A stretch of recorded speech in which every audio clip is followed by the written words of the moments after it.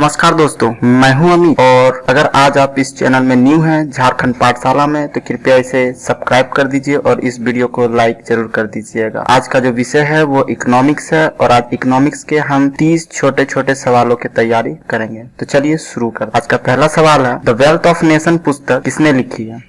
The wealth of nation पुस्तक किसने लिखी है? इसका सही जवाब है एडम स्मिथ। अगला सवाल, किसके अनुसार अर्थशास्त्र मानव कल्याण का विज्ञान है? सही जवाब है अल्फ्रेड मार्शल। अगला सवाल, उस वक्र का नाम बताएं जो आर्थिक समस्याएं दर्शाता है। इसका सही जवाब है उत्पादन संभावना वक्र। अगला सवाल, उपभोक्ता व्यवहार का अध्ययन किया जाता है और इसका सही जवाब है सूक्ष्म अर्थशास्त्र। जी हाँ, सूक्ष्म अर्थशास्त्र यानी व्यष्टिक अर्थशास्त्र। अगला सवाल है, अर्थशास्त्र धन का विज्ञान है, यह कथन किस अर्थशास्त्री की है? अर्थशास्त्र धन का विज्ञान है, यह कथन किस अर्थशास्त्री की है? इसका सही जवाब है एडम स्मिथ। अगला सवाल, अर्थशास्त्र के जनक कौन है? सही जवाब है एडम स्मिथ। अगला सवाल, आर्थिक समस्या संबंधित है किससे? इसका सही जवाब है चयन की समस्या से। जी हाँ, चुनाव की समस्या। अगला सवाल, उत्पादन संभावना वक्र अक्ष की ओर होता है। सही जवाब है नतोदर। अगला सवाल, सीमांत उपयोगिता ह्रास नियम को दिया था। इसका सही जवाब है गोसेन। जी हाँ दोस्तों, सीमांत उपयोगिता ह्रास नियम का प्रतिपादन प्रोफेसर गोसेन ने किया था और इस कारण इसे गोसेन का प्रथम नियम भी कहा जाता है। अगला सवाल, मांग में संकुचन का अर्थ है। सही जवाब है दोस्तों कीमत बढ़ती है और मांग घटती है। अगला सवाल, उत्पादन के साधन निम्न में से कौन नहीं है? सही जवाब है विनिमय। दोस्तों भूमि, पूंजी और संगठन ये तीनों उत्पादन के साधन है, किंतु विनिमय ये एक आर्थिक क्रिया है। अगला सवाल, जब कुल उपयोगिता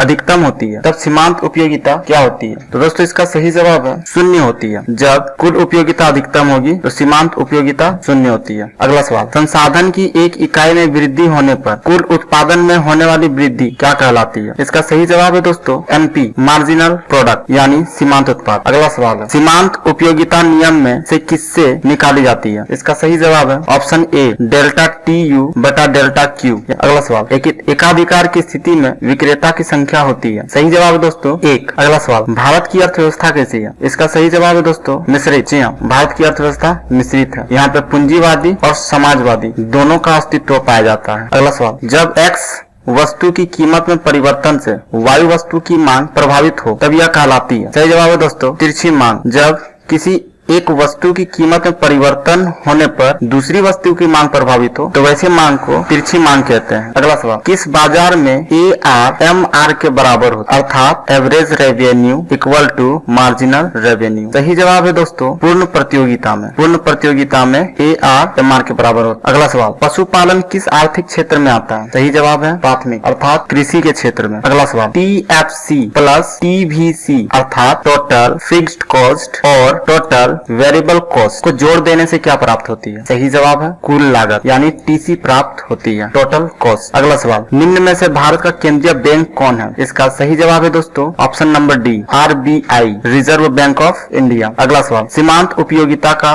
सूत्र क्या है? सही जवाब है ऑप्शन सी TUN -TUN-1। अगला सवाल, अनिवार्य वस्तुओं की मांग की कीमत लोच क्या होती है? सही जवाब है बेलोचदार होती है, क्योंकि दोस्तों अनिवार्य वस्तुओं की जो कीमत होती है उसमें अगर परिवर्तन हो जाती है, वो बढ़ जाती है तो इंसान उसका मांग अवश्य करता है, इसलिए ये बेलोचदार होता है। अगला सवाल, एक देश में कितने केंद्रीय बैंक होते हैं? सही जवाब है एक। किसी भी अर्थव्यवस्था में केंद्रीय बैंक की संख्या एक होती है और भारत की केंद्रीय बैंक जो है वो RBI है, रिजर्व बैंक ऑफ इंडिया। अगला सवाल, साख सृजन का नियंत्रण कौन करता है? सही जवाब है दोस्तों ऑप्शन बी केंद्रीय बैंक। अगला सवाल, भारत में प्रत्येक कितने वर्ष में जनगणना की जाती है? तो दोस्तों भारत में जो जनगणना होती है वो प्रत्येक कितने वर्षों में होती है? इसका जो सही जवाब है दोस्तों वो है ऑप्शन सी 10 वर्षों में। अगला सवाल, फर्म के संतुलन की प्रथम शर्त है? इसका सही जवाब है दोस्तों MC = MR। अगला सवाल, भारतीय रिजर्व बैंक की स्थापना कब हुई? इसका सही जवाब है दोस्तों 1 अप्रैल 1935।